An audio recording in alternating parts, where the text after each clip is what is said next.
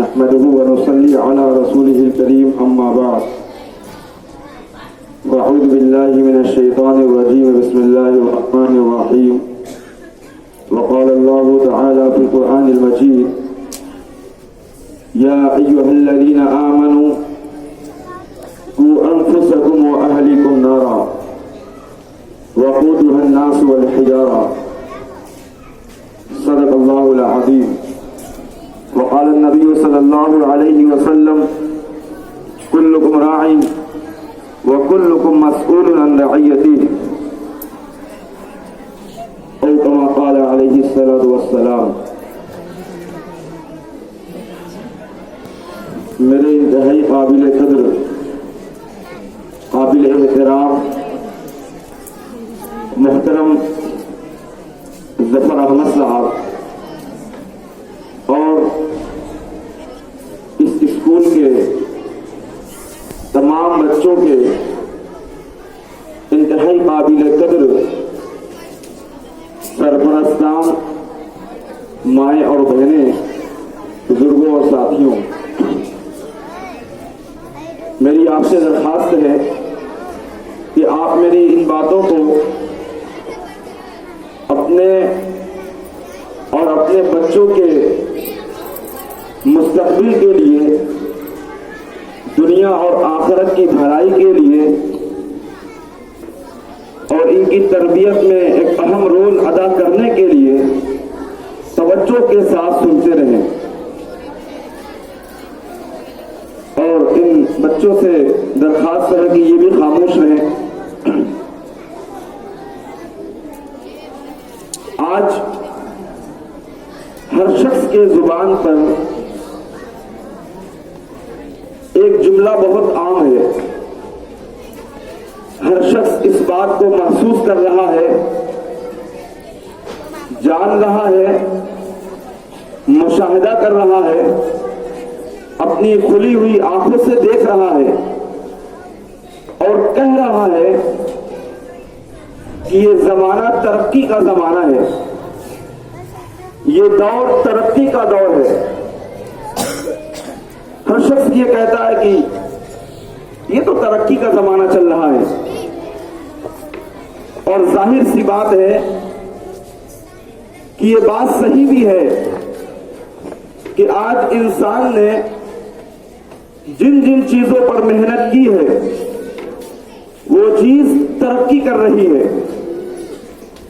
اللہ تعالیٰ نے انسانوں کے اندر بے شمار صلاحیتیں رکھی ہیں، انسان جس چیز پر محنت کر رہا ہے ہمیں وہ چیز ترقی ہوتے ہوئے نظر آ رہی ہے۔ آپ دیکھیے،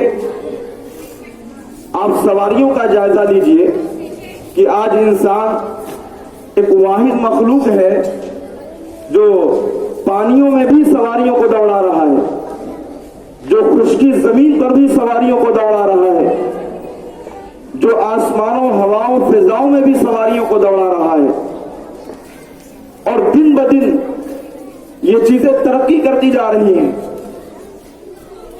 سواریوں کے اندر ہمیں ترقی دکھ رہی ہے، ہر روز ایک نئے ماڈل اور ایک نئے فیسلٹی کے ساتھ ہمارے سامنے گاڑیوں کو پیش کیا جاتا ہے۔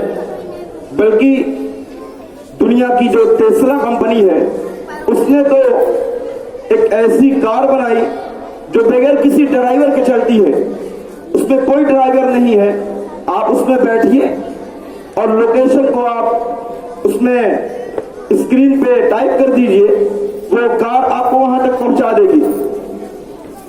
یہ سواریوں کے اندر ترقی ہے، انسان نے محنت کی تو گاڑیوں کے اندر ترقی ہوئی۔ آپ ذرا دیکھیے، انسان نے اینٹ اور پتھر پر محنت کی تو آج انسان کیسی کیسی عمارتیں بنا رہا ہے، 200 منزلیں کی عمارتیں انسان بنا رہا ہے، اور ایک ملک دوسرے ملک سے اس بات میں مقابلہ کر رہا ہے کہ ہمارے وہاں سب سے بڑی بلڈنگ بنے گی، اور طرح طرح کی نئے نئے انداز سے۔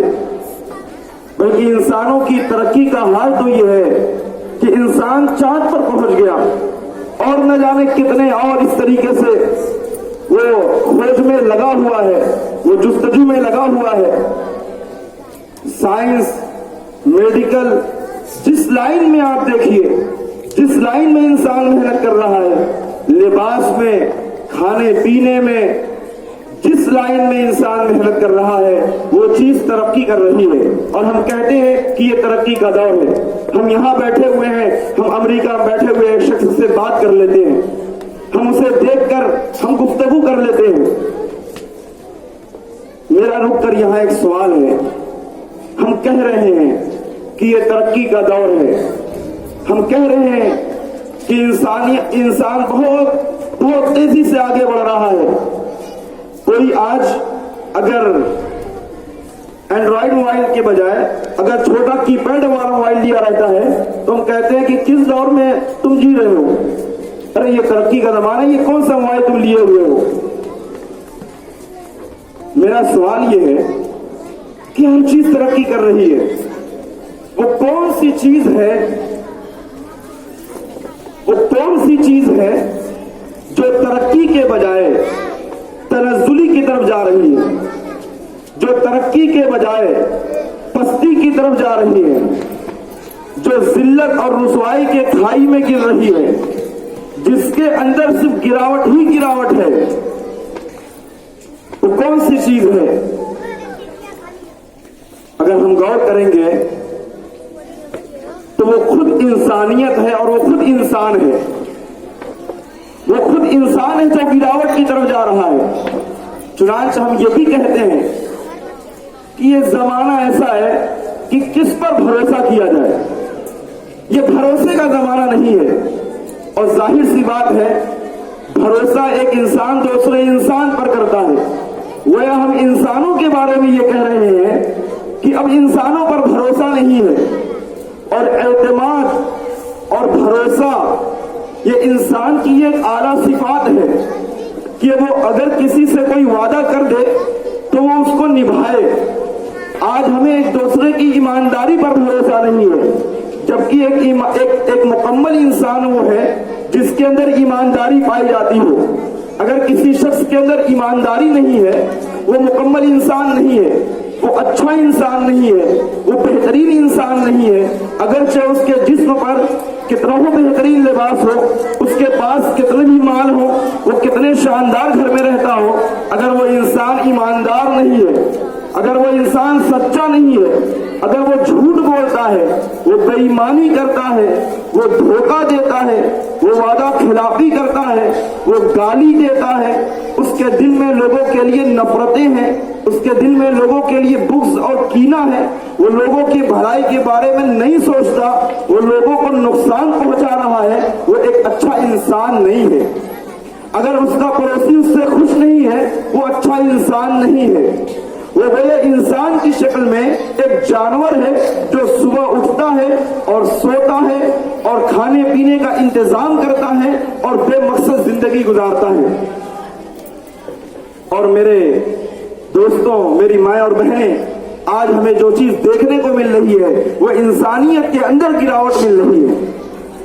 انسان بے حیا ہوتے جا رہا ہے. عریانیت، فحاشی یہ بالکل عام ہو چکی ہے.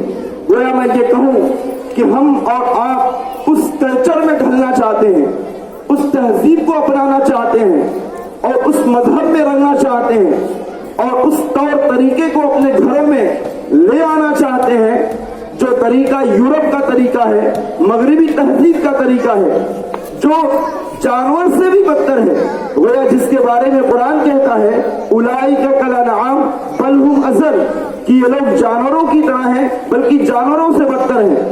ان کی تہذیب کیا ہے، ان کا کلچر کیا ہے؟ ان کا کلچر یہ ہے کہ ایک بیٹے کو نہیں پتا کہ اس کا صحیح باپ کون ہے. ان کا کلچر یہ ہے، ان کی عورتوں کا کلچر یہ ہے اور ان کا رہنا سہنا یہ ہے کہ وہ اپنے جسم پر کپڑے کو بوجھ محسوس کرتی ہیں، جبکہ ننگا رہنا اور بے پردہ رہنا یہ ایک جانور کی صفت ہے، انسان کی صفت نہیں ہے. ان کے اندر شراب نوشی بالکل عام ہے، جبکہ شراب پینا یہ ایک انسان کا کام نہیں ہے بلکہ ایک جانور بھی اپنے ہوش و حواس میں زندگی گزارتا ہے، اور انسان جب شراب پیتا ہے تو وہ اپنا ہوش کھو دیتا ہے، گویا شراب پینے والی قوم وہ جانوروں سے بدتر ہے۔ اور آج افسوس کی بات ہے کہ آج ہم انسان بحیثیت ایمان والے ہو کر کے اور بحیثیت مسلمان ہو کر کے ہم انہی کے رنگ میں رنگنا چاہتے ہیں۔ یہ انسانیت کے اندر جو گراوٹ ہے اس کی وجہ کیا ہے، اس کا سبب کیا ہے؟ مجھے اصل اس پہ بات کرنی ہے کہ ہم نے کبھی غور کیا کہ آج ہم بد اخلاق کیوں ہو رہے ہیں، ہمارے اخلاق خراب کیوں ہو رہے ہیں؟ ایک بیٹا اپنے باپ کا نافرمان، ایک بیٹا اپنی ماں کا نافرمان کیوں ہو رہا ہے؟ ماں باپ اپنے بیٹوں کے سلسلے میں بے توجہی کیوں برت رہے ہیں؟ ایک گھر میں ایک چھت کے نیچے رہ کر کے دو بہنوں کے اندر اور دو بھائیوں کے اندر اتحاد و اتفاق اور پیار محبت کیوں ختم ہوتی جا رہی ہے؟ ایک بھائی دوسرے بھائی کو دیکھنا نہیں چاہتا ہے، مرنا جینا ہم ختم کر رہے ہیں۔ 10 بیٹے مل کر کے 5 بیٹے مل کر کے ایک ماں باپ کو پالنے کے لیے تیار نہیں ہے، اس بات کا حصہ ہے کہ دوا تم لے آؤ گے میں نہیں لے آؤں گا۔ یہ گراوٹ ہے کیوں؟ یہ انسان ہر اعتبار سے، چاہے وہ عبادات کے اندر ہو، چاہے ہماری اپنی معاشرت ہو، ہمارا رہنا، ہمارا سماج ہو، ہمارے اخلاقیات ہو، ہر ایک گراوٹ کی طرف ہے۔ کیا ہے اس کا سبب؟ بہت آسان اس کا جواب ہے، اس پہ ہمیں غور کرنا ہے۔ میں نے بتایا تھا شروع میں کہ انسان نے جس چیز پر محنت کی ہے وہ چیز ترقی کر رہی ہے۔ انسان نے انسان ہونے پر اور انسان نے اپنے آپ کو بہترین انسان بنانے پر محنت کرنا اس نے چھوڑ دی ہے اور فکر کرنا اس نے چھوڑ دی ہے، اس لیے ہمارے اندر یہ گراوٹ آ رہی ہے۔ اور خاص طور پر اس میں وہ ماں باپ زیادہ قصوروار ہیں، اس میں وہ ماں باپ زیادہ قصوروار ہیں جو اپنی اولادوں کے سلسلے میں ہر چیز کی پرواہ کرتے ہیں، ہر چیز کا دھیان دے رہے ہیں۔ آپ ذرا سوچئے، ہم اپنے گھر میں رہتے ہیں، ہمارے گھر کے پنکھے میں اگر کوئی خرابی ہو جاتی ہے، ہمارا پنکھا دھیرا چلنے لگتا ہے تو ہمیں فکر ہو جاتی ہے کہ اس کو بنوانا ہے۔ گھر کی فریج خراب ہو گئی، اسے بنوانے کی فکر ہے۔ گھر کا پینٹ پرانا ہو گیا، اسے نیا کرنے کی فکر ہے۔ چپل خراب ہو گیا، نیا لینے کی فکر ہے۔ ہر چیز کی فکر ہے، لیکن کبھی ایک ماں باپ نے سوچا کہ ان کا بیٹا گالی دے رہا ہے، ان کا بیٹا دوسروں کی ماؤں اور بہنوں کو ذلیل کر رہا ہے اور وہ ماں باپ خاموش ہیں؟ انہیں اس بات کی فکر نہیں ہوتی کہ ان کا بیٹا بگڑ رہا ہے۔ ایک بیٹا جھوٹا بن رہا ہے، ماں خاموش ہے۔ ایک بیٹا بے نمازی بن رہا ہے، ماں خاموش ہے، باپ خاموش ہے۔ بد اخلاقی کر رہا ہے، چھوٹوں اور بڑوں کا کوئی لحاظ نہیں، ماں باپ بالکل مطمئن ہے۔ ہاں، کس چیز کی پرواہ ہے؟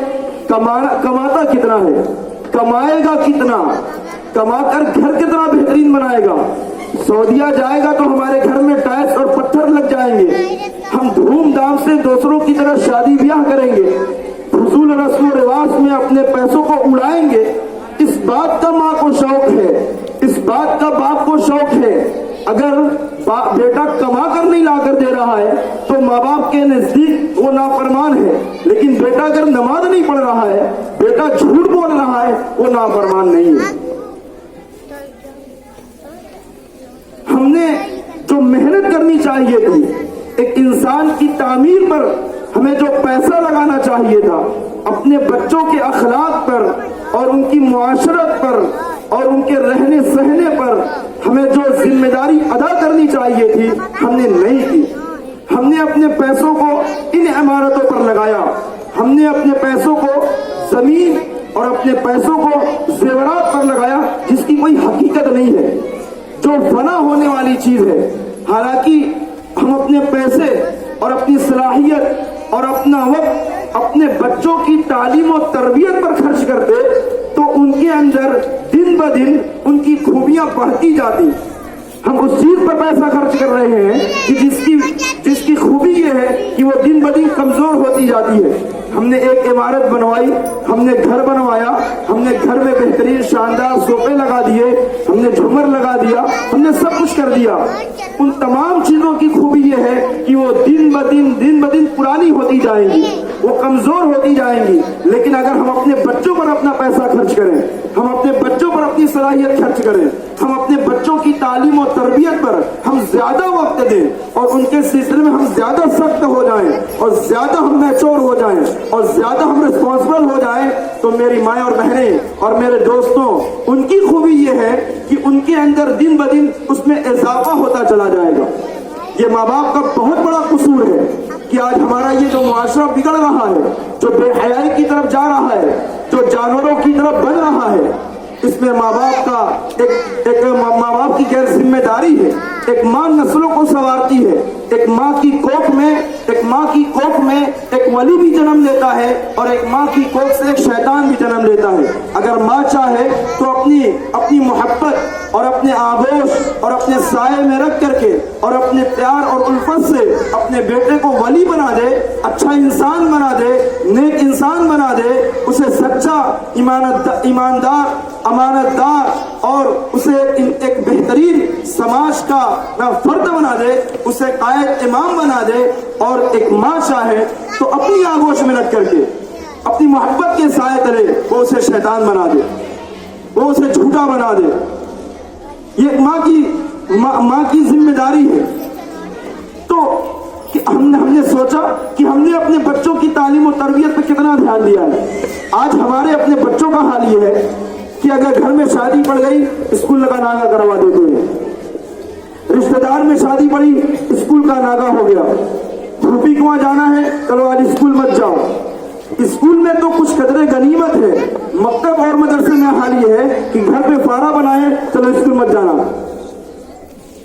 دھوپی کنواں انگشتی بن رہی ہے اسکول مت جانا, مدرسے مت جانا.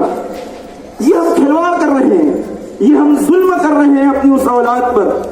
ایک ماں باپ اپنے بچے کے کپڑے کی فکر کر رہے ہیں, بیمار ہونے پر اس کا علاج کرا رہے ہیں, اس کے لیے گھر بنوا رہے ہیں, اس کے لیے عید پر نئے کپڑے خرید رہے ہیں, سارے انتظامات کر رہے ہیں. اگر وہ اپنے بچوں کو دیندار نہیں بنا رہے ہیں, اگر وہ اپنے بچوں کو ایماندار نہیں بنا رہے ہیں, اگر وہ اپنے بچوں کو نمازی نہیں بنا رہے ہیں, اگر وہ اپنے بچوں کے اخلاق کو درست نہیں کر رہے ہیں, اگر ان کے بچوں کے اندر بڑوں اور چھوٹوں کا ادب نہیں ہے, اگر ان کے بچوں کے اندر تہذیب نہیں ہے, تو وہ ماں باپ گویا اپنے ہاتھوں سے اپنے بچوں پر ظلم کر رہے ہیں, گویا اپنے ہاتھوں سے اپنے بچوں کو قتل کر رہے ہیں.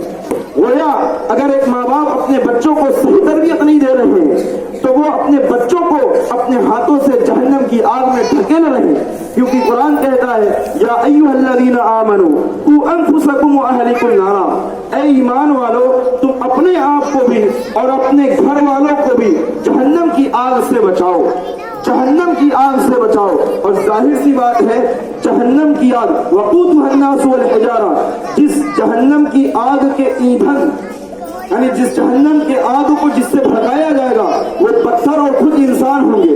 اگر ہم اپنے بچوں کو سچا نہیں بناتے ہیں اور جھوٹا بنا رہے ہیں, ہمارا بچہ ہمارے سامنے گالی دے رہا ہے اور ہم خاموش ہیں, ہمارا بچہ ہمارے سامنے بد اخلاقی کر رہا ہے, ہم خاموش ہیں.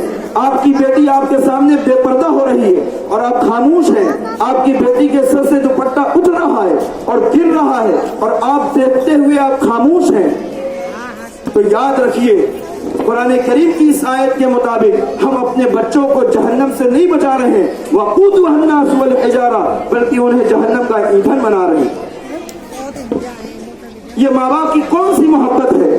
میں پوچھتا ہوں, یہاں آگ رکھی ہوئی ہے, آپ کا بیٹا وہاں جا رہا ہے, اسے لپک رہا ہے, کیا آپ برداشت کریں گی؟